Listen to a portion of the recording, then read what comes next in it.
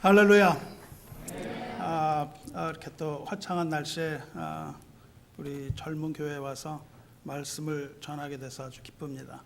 여러분도 기쁘십니까? 하나님의 말씀은 언제나 우리에게 기쁨을 주고 우리에게 충만한 은혜로 임하는 겁니다. 그래서 우리가 오늘 말씀을 나누는 동안 은혜 다 받기를 원합니다. 하나님의 말씀과 은혜를 나누겠습니다. 우리 인생은 마치 길을 건너가는 나그네와 같습니다. 그리고 우리가 걸어가야 되는 그 길 앞에는 통과해야 되는 문들이 많이 기다리고 있습니다. 우리는 치열하게 그 수많은 문들을 지나가면서 인생을 살아갑니다. 하나님께서 우리 어머니의 태 속에서 우리 생명을 조성하셨어요. 하나님께서 우리 생명을 조성하신 이래로 우리는 양수막을 터뜨리면서 어머니 뱃속에서 나왔습니다. 커다란 울음소리와 함께 모태의 문을 통과하면서 이 세상에 태어난 이후로 우리들은 수많은 문들을 지나면서 살아왔습니다. 저는 유치원을 다니지 못했는데, 저는 유치원 다니지 못했지만 학교의 경우만 봐도 여러분 중에는 프리스쿨 다니신 분도 있을 것이고, 프리스쿨의 문으로 들어갔다가 또 킨더가든으로 문으로 들어가고, 그 다음에 엘레멘터리, 미들, 하이스쿨 다 거쳐서 college, graduate school, post graduate school, 박사학위 뭐 다 받으신 분들도, 그리고 교정을 떠나시는 분들도 있을 것입니다. 이렇게 인생은 오랫동안 우리가 터벅터벅 길을 걸어갑니다. 터벅터벅 길을 걸어가다가 앞에 나타나는 문으로 들어가고 거기 들어갔다 나오기를 계속해서 반복하면서 살아가죠. 지금 졸업 예배인데 졸업을 뜻하는 commencement는 불어에서 유래됐어요. 그것이 불어에서 유래되는데 그 의미는 beginning 또는 start, 시작이라는 뜻입니다. 그러니까 졸업이라고 하는 것은 또 다른 하나의 새로운 인생을 시작한다는 뜻이죠. 그러니까 지금 졸업하는 여러분은 열린 문으로 나가는 겁니다. 열린 문으로 나가는 것은 또 다른 하나의, 또 다른 삶의 여정의 시작을 말하죠. 그러므로 여러분들은 새 것을 두려워하지 아니하고 기대하는 마음으로 새 삶을 시작하시게 되기를 바랍니다. 우리가 이렇게 만나는 문에는 학업의 문만이 있는 것이 아니고 여러 가지 다양한 문들이 있습니다. 직장의 문도 있고, 사랑의 문도 있고, 결혼의 문도 있고, 사업의 문도 있고, 모험의 문도 있고 등등, 저와 여러분 앞에는 아직도 수많은 문들이 기다리고 있을 겁니다. 그런데 그렇게 수많은 문들을 들락거리다 보면 어느새 세월이 흐르고 우리는 늙어갑니다. 머리가 희해지고, 그러다가 어느 날 문득 여러분과 저는 아주 강한 강철로 만들어진 강하고 견고한 문을 만나게 됩니다. 우리가 세상에서 처음 만난 문은 모태였어요. 이 모태를 열고 이 세상에 나왔던 것처럼 우리가 마지막에 만날 그 문 또한 우리가 통과해야 되는 마지막 문입니다. 그 문 위에는 이렇게 쓰여 있어요. O blood of the Lamb, O grace of God poured unto you. 오 어린 양의 피, 오 하나님의 은혜가 부어지리라. 그렇게 써 있을 겁니다. 그 문은 결코 우리가 열고 닫을 수 없는 그런 견고한 문입니다. 저 여러분이 그 문을 만났을 때 만일 그 문이 닫혀 있다면 우리는 그 앞에서 좌절하고 그 앞에 무릎을 꿇게 됩니다. 그 문은 하나님의 나라로 향하는 천국의 문이기 때문이에요. 그날 여러분과 제가 그 문을 만나게 되는 그날 우리가 맞닥뜨리게 될 그 문, 그 천국 문이 닫힌 것을 보고 그 앞에서 좌절하는 일이 없게 되기를 바랍니다. 그러나 만에 하나 그 문이 닫혀 있는 것을 발견하게 된다면 우리는 또 하나의 문을 발견하게 될 텐데 그 문은 열려 있을 겁니다. 그리고 그 문은 아주 통과하기가 쉬운 문인데 거기에는 이렇게 써 있을 겁니다. All hope abandon, ye who enter here. 여기 들어오는 자여 모든 희망을 버려라. 그렇게 써 있습니다. 그 문은 유명한 단테의 지옥문입니다. 절대 그 앞으로 가게 되지 않으시기를 바랍니다. 이 두 개의 문들은 어느 누구도, 이 세상에 어느 누구도 열고 닫을 수도 없는 오직 하나님의 권능의 손을 가진 자만이 그 문을 열고 닫을 수가 있습니다. 그 권능의 손은 우리 주 예수 그리스도의 손입니다. 그 문을 여실 수 있는 분은 오직 한 분, 일찍이 죽음을 당하신 하나님의 어린 양, 영원한 통치권자이신 다윗의 자손, 온 우주를 다스리시는 전권을 받으신 분, 복음의 주인이신 메시아 우리 주 예수 그리스도 밖에는 없습니다. 오직 하늘과 땅의 모든 권세와 권능을 받으신 예수 그리스도만이 하나님 나라의 주인이시며 그 문을 여실 수 있는 분입니다. 주 예수 그리스도의 이름을 찬양합니다. 오늘 본문은 밧모 섬에서 사도 요한에게 보여주신 환상을 통해서 그리스도께서 필라델피아 교회에게 주시는 말씀입니다. 거룩하고 진실하신 다윗의 열쇠를 가지신 분, 곧 열면 닫을 사람이 없고 닫으면 열 사람이 없는 그가 교회를 향하여 말씀하십니다. 볼지어다 내가 내 앞에 열린 문을 두었으되 능히 닫을 사람이 없으리라 말씀하셨어요. 오직 예수 그리스도께서만이 그 문을 열고 닫으실 수 있는데, 그런데 필라델피아 교회 앞에 그 문을 열어두시겠다는 겁니다. 왜 그럴까요? 어째서 어린 양은 그들에게 천국문을 열겠다고 하셨을까요? 도대체 그 교회가 어떤 교회였기에 주께서 그들 앞에 열린 문을 두겠다고 말씀하셨을까요? 한번 생각해 보시기 바랍니다.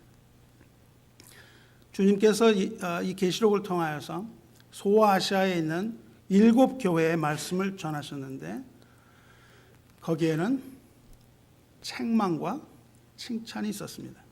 주님께서는 어떤 일에 대하여는 책망하시고 어떤 일에 대하여는 칭찬하셨어요.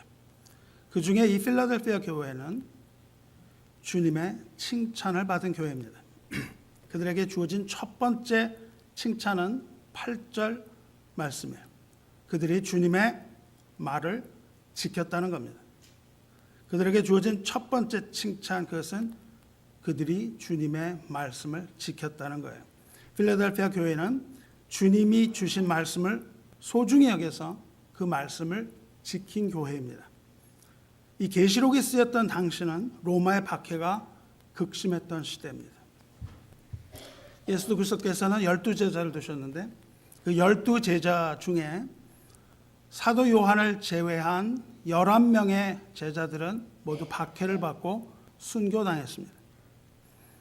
전해 오는 바에 따르면 사도 베드로는 십자가에 거꾸로 달려 죽었으며 도마는 창에 찔려 죽었고 모두가 다 잔인하게 살해당했습니다.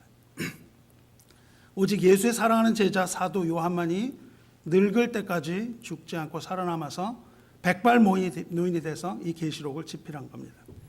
당시에는 크리스천이라고 밝히면 자기 목숨을 내놓아야 했습니다.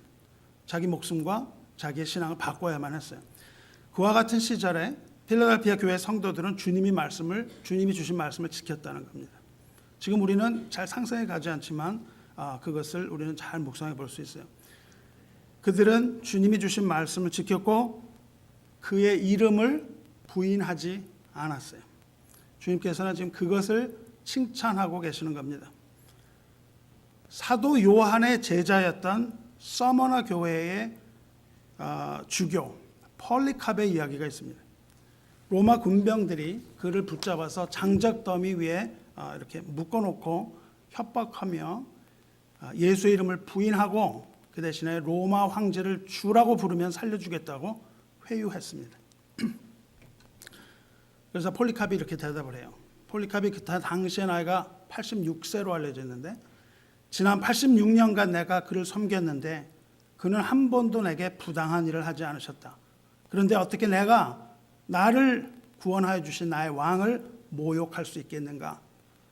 비록 지금 당신이 불로 나를 겁박하지만 그것은 잠시 타다가 꺼져버릴 불이요, 다가올 심판날과 악인들을 위해 준비된 영원히 꺼지지 않는 불을 당신이 알지 못하기 때문이라. 그렇게 말했습니다. 그리고 이렇게 말했어요. 무엇을 지체하는가? 오직 예수 그리스도만이 나의 주님이시라. 이렇게 말하고 순교했다고 합니다. 기록에 따르면 폴리카비 이 말을 하고 기도할 때 군인들이 장작 더미에 불을 붙였는데 그 불이 잘 타지 않았기 때문에 폴리카브는 창으로 찔러 죽었습니다.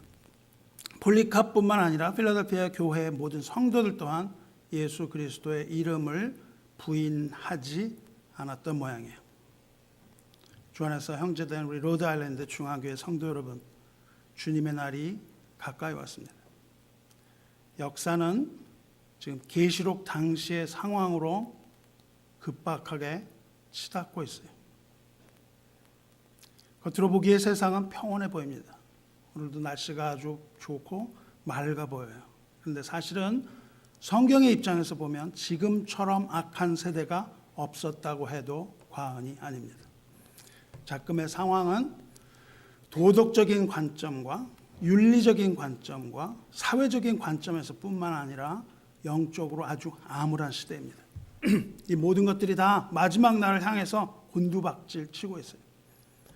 만일 여러분과 저의 눈에 이 세상이 평온하고 안전해 보인다면 여러분과 저는 깊은 잠에 빠진 겁니다. 여러분 그 잠에서 깨어나시기 바라요. 하나님의 교회여 일어나시기 바랍니다. 필라델피아 교인들은 주 예수의 이름을 귀히 여겼어요. 그러므로 주님께서도 그를 귀히 여기셨습니다. 나를 존중히 여기는 자를 내가 존중히 여기리라. 하나님께서 그렇게 말씀하셨으니 그의 이름을 존중히 여기는 자를 주님께서 존귀하게 여기실 겁니다. 또 누구든지 나와 내 말을 부끄러워하면 인자도 자기와 아버지와 거룩한 천사들의 영광으로 올 때에 그 사람을 부끄러워하리라 말씀하셨어요. 요즘은 세상에 나가서 예수 믿는다고 말하는 것이 부끄러운 세상이 되었습니다. 더 이상 내가 예수 믿는다는 것이 자랑이 아니에요. 전에는 그리스도인들의 잘못된 행동이 세상으로부터 비판을 받았었는데 요즘은 그리스도의 이름 자체가 땅바닥에 버려지는 세상이 되었어요. 복음이 땅에 내팽개쳐지는 세상이 되었단 말입니다. 교회에 다니는 사람들조차도 많은 사람들이 그리스도의 이름을 귀히 여기지 않는 현상이 늘어나고 있습니다. 그러나 우리가 주님의 이름을 부끄러워한다면, 우리가 세상 앞에서 그의 이름을 부끄러워한다면 주님께서도 그의 심판대 앞에서 우리를 부끄러워하시고 우리를 부인하실지도 모릅니다. 고린도전서 16장 22절을 보십시오. 만일 누구든지 주를 사랑하지 않으면 저주를 받을지어다. 마라나타 우리 주여 오시옵소서. 아멘. 그렇게 끝납니다. 누구든지 주를 사랑하지 않으면 저주를 받을지어다. 마라나타 주여 오시옵소서. 부디 주의 이름을 귀히 여기시기 바랍니다. 아들을 사랑하지 않는 자에 대한 하나님의 진노가 임할 것이며 그때에 그 진노가 임할 때에 우리가 가진 은과 금은 능히 우리를 구원하지 못한다고 말씀했어요. 우리가 그 어떤 것을 가지고 있다 하더라도 하나님의 진노가 임할 때에 그것으로부터 우리를 구원해 주실 것은 아무것도 없습니다. 하나님의 진노는 오직 갈보리 언덕에 서 있는 예수 그리스도의 십자가 앞에서뿐입니다. 초대교회 사람들은 사탄과의 영적 그 사람들이 살던 시대는 사탄과의 영적인 전쟁이 치열했던 때예요. 9절 보시기 바랍니다. 그때 마귀는 자칭 유대인이라 하나 실상은 거짓말하는 자들을 선동하여 필라델피아 교회를 공격하고 또 교회와 교인들을 시험하던 때라고 했어요. 그 마귀는 지금도 죽지 아니하고 지금도 살아있어서 역사하고 있는 겁니다. 10절 보세요. 이는 장차 온 세상에 임하여 땅에 거하는 자들을 시험할 때라. 그 당시에 있던 그런 일들이 그때뿐만 아니라 장차 온 세상에 다 임하여서 땅에 거하는 모든 자들을 다 시험한다고 말했습니다. 역사를 살펴볼 때에 이제까지 악은 후퇴한 적이 한 번도 없습니다. 악은 절대로 후퇴하지 않는다는 거예요. 그 무리들은 끊임없이 쉬지 아니하고 하나님의 백성들을 시험하고 있습니다. 만일 여러분이 하나님의 백성이고 하나님의 자녀라면 그 시험과 영적 전투를 피할 길이 없습니다. 피하고 싶어도 피할 수가 없다는 거예요. 1, 2차 세계대전 때에 유럽에 살던 사람들이 전쟁을 피할 수 없었던 것처럼, 또 한국 전쟁 때에 한반도에 살았던 사람들이 그 무서운 전쟁을 피할 수 없었던 것처럼 하나님의 백성이라면 그 무서운 영적 전쟁에서 벗어날 수가 없습니다. 여러분 이미 영적 전쟁터에 서 있는 거예요. 그 영적 전쟁을 facing 해야 된다는 겁니다. 맞아야 된다는 겁니다. 그러나 걱정하지 마시기 바랍니다. 왜냐하면 하나님께서 그 전투에서 우리를 지키실 것이기 때문이에요. 10절 보세요. 내가 나의 인내의 말씀을 지켰은즉 내가 또한 너희를 지켜 시험의 때를 면하게 하리니, 그렇게 약속하셨습니다. 그 영적 전쟁에서 살아남는 병기가 있는데 그 영적 전쟁에서 살아나는 병기를 믿음이라고 말씀하셨어요. 오직 주를 믿는 믿음만이 저와 여러분을 영적인 전투에서 지켜줄 수 있습니다. 주를 믿는 주의 백성들은 주께서 오시기 전까지 그를 믿는 믿음을 굳게 붙잡아야 된다고 말씀하시고 계시는 거예요. 왜냐하면 주님께서 그렇게 말씀하셨기 때문입니다. 11절 보면 내가 속히 오리니 내가 가진 것을 굳게 잡아 아무도 내 면류관을 빼앗지 못하게 하라 말씀하셨어요. 이제 마지막 때가 무르익었어요. 그리고 주의 두렵고 떨리는 날이 가까웠습니다. 그러나 주의 날이 가까웠다고 해서 마음이 흔들리거나 두려워하지 말아야 합니다. 미혹받지 마시기 바래요. 왜냐하면 주의 날이 이르기 전에 먼저 배도하는 일이 있고 불법의 사람 곧 멸망의 아들이 나타나기 전에는 그 날이 이르지 않는다고 말씀하셨기 때문입니다. 모든 교회가 다 하나님을 배반할 거예요. 그런 일이 먼저 일어나고 그 다음에 주의 무섭고 떨리는 주의 날이 온다는 겁니다. 우리 믿음을 굳게 해서 우리가 가진 상급을 빼앗기지 말아야 되는 거예요. 너희가 가진 것을 굳게 잡으라. 그리하여 너의 면류관을 빼앗기지 않도록 하라. 그렇게 말씀하셨어요. 주를 사랑하는 여러분과 저는 필히 이 영적인 전투에서 승리를 얻어야 됩니다. 이 전쟁에서 반드시 이기셔야만 하는 거예요. 왜냐하면 그 전투에 지면 거기에는 사망과 멸망이 따르기 때문이에요. 12절을 보시면 이긴 자라는 말이 나오는데 여기서 이긴다라는 말의 동사는 헬라의 니카오입니다. 니카오라는 말은 승리를 뜻해요.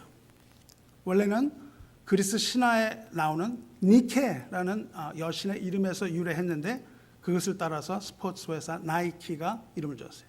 나이키라는 것은 승리라는 것을 뜻합니다. 여기서 이기는 자가 여러분이 신고 다니시는 신발의 나이키 이름이에요. 승리한다는 뜻입니다. 이 12절은 끝까지 이기는 자, 끝까지 승리하는 자에게 주어지는 상급에 대한 약속이에요.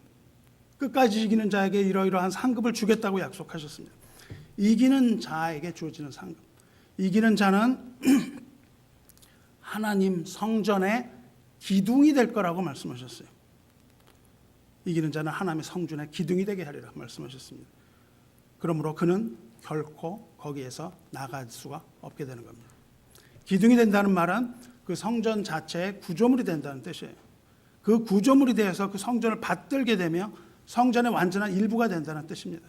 그래서 다시는 성전으로부터 나가는 일이 없게 된다는 뜻이에요. 다시는 하나님으로부터, 하나님의 나라에서부터 나가는 일이 없다는 것입니다. 성전이라고 하는 것은 하나님이 계신 곳을 성전이라고 불러요. 여기 이 교회 건물이 성전이 아니고 하나님이 계신 곳, 하나님이 임재하여 계신 곳, 그곳이 성전입니다. 그 성전은 예수님으로 되었죠. 그래서 우리가 또한 성전입니다. 다시 말해서 성전이라고 하는 것은 하나님께서 통치하시는, 하나님이 계시는 나라, 하나님의 나라, 천국을 말해요. The kingdom of God, the kingdom of heaven. 하나님의 나라, 천국, 그렇게 번역하지만 그것은 하나님이 계시는 곳입니다. 성전이라고 하는 것도 마찬가지 의미예요. 아담과 하와는 죄로 인해서 낙원에서 쫓겨났지만 여기 전투에서 승리하는 자는 결코 하나님의 나라에서 쫓겨나지 아니하리라는 하나님의 약속입니다. 아담과 하와가 쫓겨난 것처럼 너희가 쫓겨나지 아니하게 될 터인데 그것은 너희가 이 전쟁에서 승리해야만 한다. 그렇게 말씀하신 거예요. 이기는 자에게 주어지는 것은 그 성전의 기둥이 되는 것이고, 또한 이긴 자에게 주어지는 또 하나의 상급이 있는데, 두 번째 상급은 그 성전을 받드는 그 기둥이 될 뿐만 아니라 그 기둥에 세 개의 이름이 새겨진다고 말씀하셨어요. 그 기둥에 새겨지는 세 개의 이름은 첫째로 하나님의 이름이에요. 내가 네 몸에 내 이름을 쓰겠다고 말씀하셨어요. 둘째로는 하나님께로부터 내려오는 새 예루살렘의 이름을 쓰겠다고 하셨습니다. 그리고 세 번째는 예수님의 새 이름을 쓰겠다고 하셨어요. 나의 새 이름을 쓴다. 하나님의 이름과 새 예루살렘의 이름과 나의 새로운 이름을 쓰겠다 말씀하셨는데, 이 세 개의 이름은 두말할 것 없이 보좌에 앉으신 하나님과 어린 양의 영광을 말합니다. 그러니까 이기는 자에게 주어지는 것은 하나님 나라의 영원한 시민권, 거기서 다시 쫓겨나게 되지 아니하는 영원한 시민권뿐만이 아니라 거기에서 세세토록 누리게 될 하나님의 영광이에요.